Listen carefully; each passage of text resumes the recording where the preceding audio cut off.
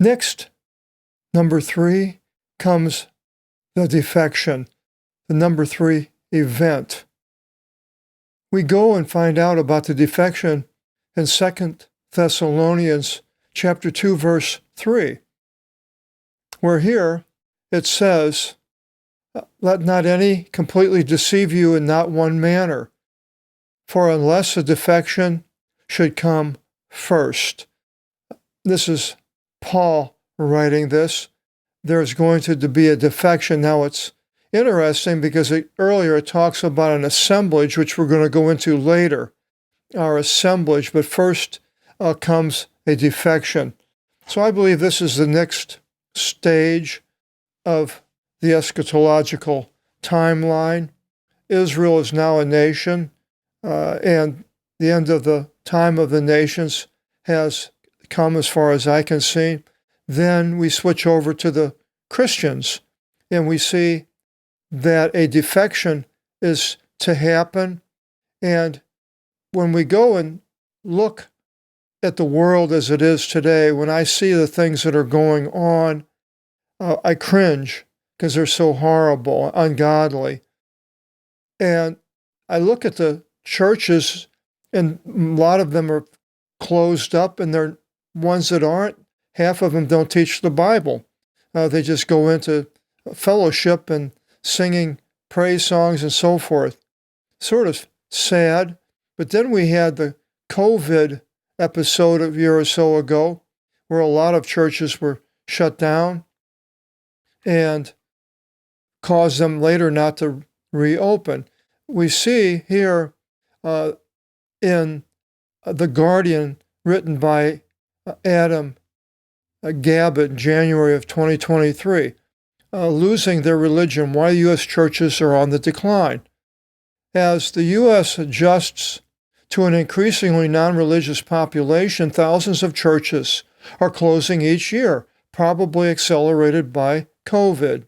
Churches are closing at a rapid number in the United States, researchers say, as congregations dwindle across the country and a younger generation of Americans abandon Christianity altogether, even as faith continues to dominate American politics, which I don't necessarily see that happening, but it is what it says.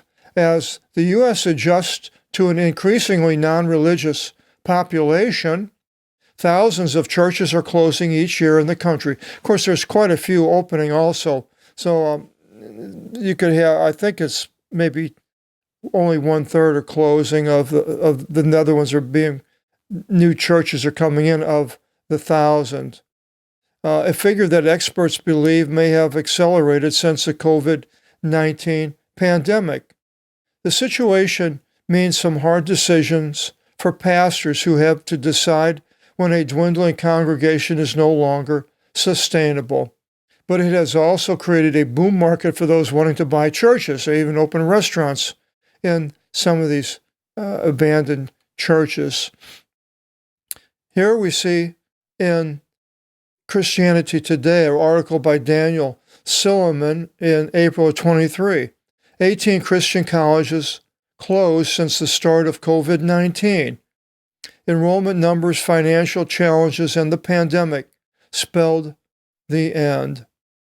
Iowa Wesleyan University freshman Emma Sukup started crying when she heard the news that her school, a 180-year-old United Methodist institution, would close at the end of this semester. Then we have the Pew Research Center, October 2019, saying in the U.S., decline of Christianity continues at a rapid pace. An update on America's changing religious landscape. The religious landscape of the United States continues to change at a rapid clip. In Pew Research Center telephone surveys conducted in 2018 and 19, 65% of American adults describe themselves as Christians when asked about their religion, down 12 percentage points over the past decade. Meanwhile, their religiously unaffiliated share of the population, consisting of people who describe their religious identity as atheist, agnostic, or nothing in particular, now stands at 26%, up from 17% in 2009. And last, we have the Gallup article by Jeffrey Jones in 2022. The belief in God in the U.S. dips to 81%, a new low. Well, that's amazing if there's still that high, if it's still 81% that believe in God. But it's all these things, I think, show a defection, at least in the United States. I can't speak for the rest of the world. I'm limited to what I know here in Newport, Oregon. I can see pictures and YouTube videos. It looks like Europe is pretty much a post-Christian continent. A lot of people are becoming Christians in China from what I've heard, but I don't know. I haven't seen any facts about it. I don't know if anybody really knows, because I doubt if China wants to let that information out, if it was true, which I hope it is. But this defection, it mentions that God, later in that chapter, that God takes his hand away and allows these things to happen. And I believe that if this is happening now, I'm not saying it is, but it seems like it could possibly be the beginning of the Great Defection, then it bodes ill for us Christians for a while. But we'll find out, but that's not necessarily going to be the case forever. But our next section is going to be the Gog and Magog War, the third event in our timeline.